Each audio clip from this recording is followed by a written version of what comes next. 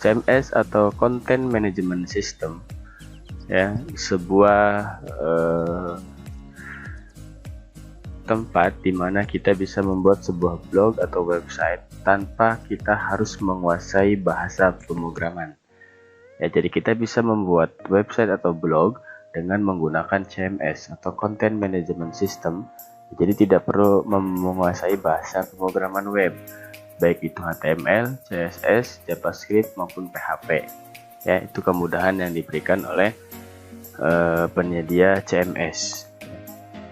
Di materi ini kita akan membahas tentang definisi CMS, ya, kemudian kelebihan CMS, tipe CMS, dan jenis-jenis CMS. Ya, definisi CMS. Ya. Istilah konten biasa digunakan untuk menyebut informasi halaman web, baik berbentuk teks, gambar atau grafis, suara, dan video.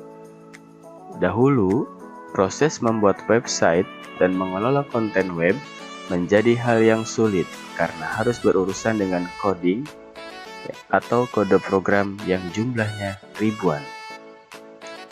CMS adalah perangkat lunak yang digunakan untuk menambah atau memanipulasi atau mengubah isi dari suatu situs web.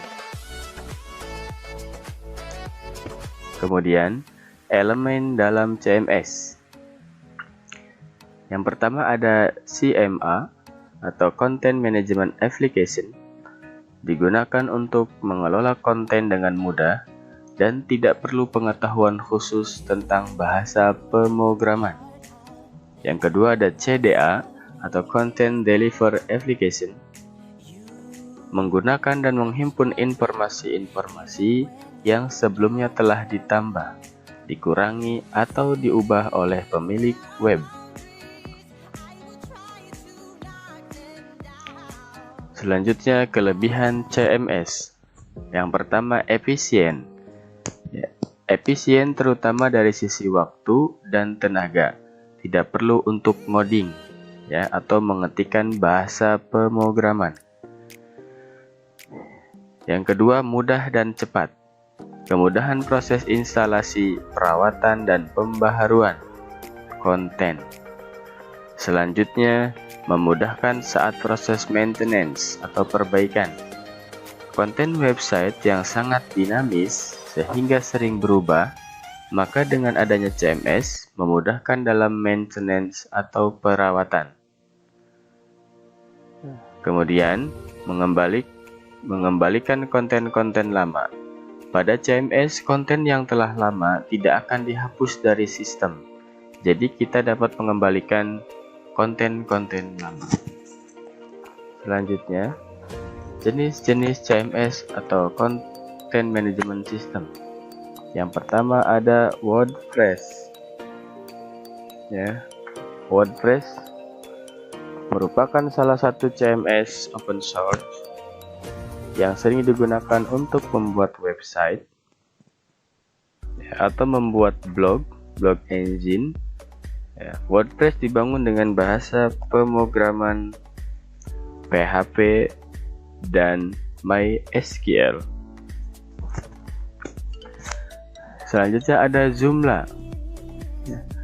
Joomla juga merupakan CMS yang sering digunakan. Kata Joomla berasal dari kata Swahili, atau artinya jumlah, yang mengandung arti kebersamaan. Joomla memiliki paket yang terpisah, yang mudah untuk dikembangkan dan dimodifikasi. Joomla juga memiliki plugin seperti Wikibot dan yang lainnya. Selanjutnya ada Drupal. Walaupun tidak sepopuler WordPress dan Joomla, tapi Drupal masih bertahan berkat para penggemarnya. Selanjutnya, tipe CMS.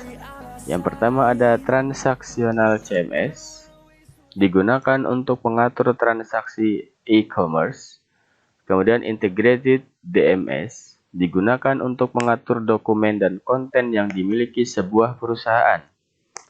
Kemudian ada publication CMS, digunakan untuk mengatur konten yang berkaitan dengan publikasi.